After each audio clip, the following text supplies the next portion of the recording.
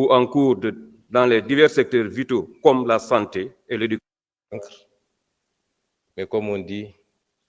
la vérité finit toujours par rattraper le mensonge et le dépasser. Et ce qui ressort de ce rapport est particulièrement catastrophique pour ce pays, particulièrement inquiétant et nécessite de la part de nous tous, citoyens sénégalais, un sursaut, un vrai sursaut. Et c'est pourquoi, dans la chronologie, il aurait été important de revenir d'abord sur les conclusions de ce rapport pour ne comprendre pas encore suffisamment ce que cela induit en termes de responsabilité de chacun d'entre nous. Dans un pays qui est une démocratie, il est instauré la liberté d'association et parmi ces libertés, la liberté pour les travailleurs de s'organiser en syndicats pour défendre leurs intérêts matériels et moraux. Je suis suffisamment bien placé pour le savoir puisque moi-même, j'ai été initiateur d'un syndicat que j'ai eu à diriger pendant 2 mandats. Et nous respectons fondamentalement ce droit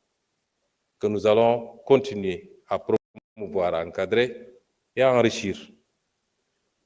Parce que si les gens n'ont pas la possibilité d'exprimer leur frustration, de se battre pour l'amélioration de leurs conditions, dans un cadre normé et encadré, ils trouveront d'autres solutions pour le faire. Et c'est pourquoi la meilleure formule, c'est celle-là qui consiste à permettre aux travailleurs de s'organiser. Et en tant qu'État, nous sommes là pour écouter, dialoguer, discuter, encadrer, mais également trouver des solutions. Et nous y travaillons tous les jours. Je ne vais pas trop développer sur cet aspect parce que vous avez dû vous rendre compte que, à la lecture du conseil, du comité du conseil, du communiqué du conseil du ministre d'avant-hier, nous avons retenu la date du 27 prochain pour lancer la première édition du dialogue social, avec comme objectif d'aboutir à un pacte de stabilité sur la base d'un dialogue franc, sincère et profond. Ce que j'entends par dialogue franc et sincère, c'est que nous, gouvernement, contrairement à ce qui s'est fait dans le passé, nous ne cacherons absolument rien aux Sénégalais. Tout sera mis sur la table. Et chaque Sénégalais pourra apprécier des capacités réelles de son État pour pouvoir asseoir en conséquence des revendications légitimes, mais également responsables. Parce que, rapporté à chacun d'entre nous, si je dois donner un exemple ou une illustration, la nga yor sa poche rek nga mën a jox sa njaboot boo noo bëgg-bëgg sa njaboot ak loo leen yéene buñ la nee villa bi gën a rafet Almadi laa bëgg te yow la ngay fayal waaye tëna la defe naa du gaaw a sotti kon revendication day fekk ki nga koy laaj mu leer la ni mën na ko am na ko waaye su demul noonu rek mooy sama yoon newul ci loo am ak loo mën waaye faw di nga def li ma bëgg loolu nekkatul revendication leneen lañ koy tuddee pour nag ñoom ñu xam li état bi am ak li mu mën moo tax ci dialogue bi partant de ce qui a été déjà fait avec le rapport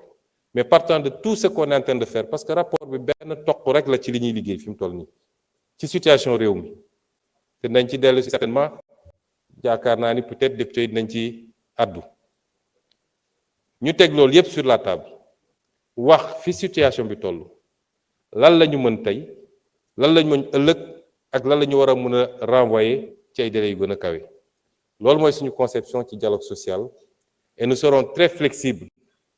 ci lépp loo xam ne dafa laaj flexibilité mais nous serons fermes et intransigeants ci lépp loo xam ne jaaduwul yenuwul maana te réew mi mënu ko attanu ko je vous remercie. Merci beaucoup, Monsieur le Premier ministre. Honorable député Anta Dia, vous avez la parole.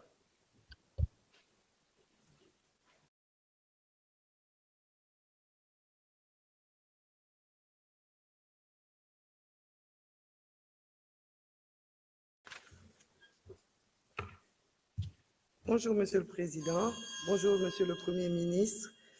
Mesdames et Messieurs les membres du gouvernement et mes chers collègues. Il se pose des problèmes vis-à-vis des violences que nous avons vues ces derniers temps dans notre pays, en particulier en banlieue dakaroise, pendant les matchs de Nawetan et